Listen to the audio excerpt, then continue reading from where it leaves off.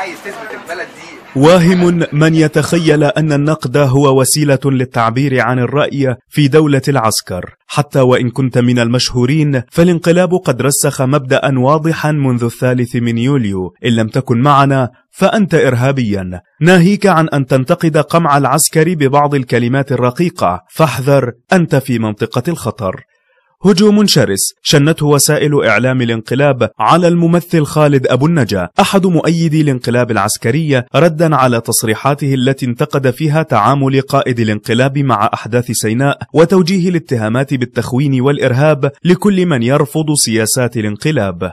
ويبدو أن الفنان قد تخيل نفسه في عهد الرئيس المنتخب محمد مرسي، ويستطيع أن يجلس هو والبرادعي سويا ليغرد على تويتر أو يتظاهر ضد النظام الحاكم، فما كانت إلا حرب اندلعت شرارتها عقب تصريحاته. فهناك من طالبه بمغادرة البلاد. يتفضل هو يرحل، العراق موجودة ما فيهاش لا جيش ولا شرطة ولا حد يزهقه هناك، وسوريا موجودة، بس يبقى ياخد باله من بنطلونه، ياخد باله من مراته واخته ان كانوا معاه مثلا.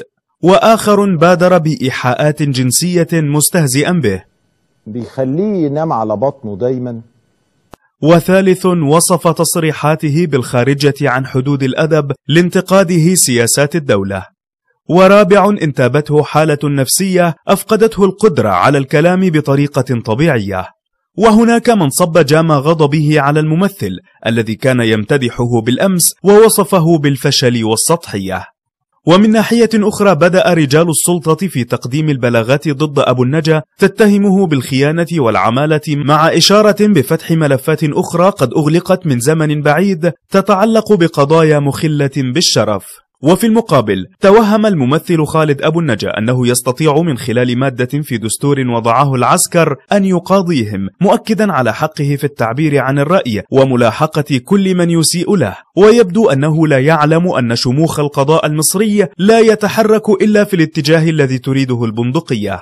وحتى البيان الذي أصدره مجموعة من الفنانين والعاملين في الحقل الإعلامي وحمل توقيع قرابة من 50 شخصا خلا من أصدقائه الممثلين المشهورين الذين طالما عمل معهم على مدى سنوات، وارتدى بعضهم ثوب الثورية عقب قيام ثورة 25 من يناير، وتشدق بعضهم بمصطلحات الحرية والعيش والكرامة الإنسانية، وذلك خوفا من أن يلاقوا نفس المصير، ولربما ذاق بعضهم مرارة القمع فقرر أن يلتزم صمت الموتى.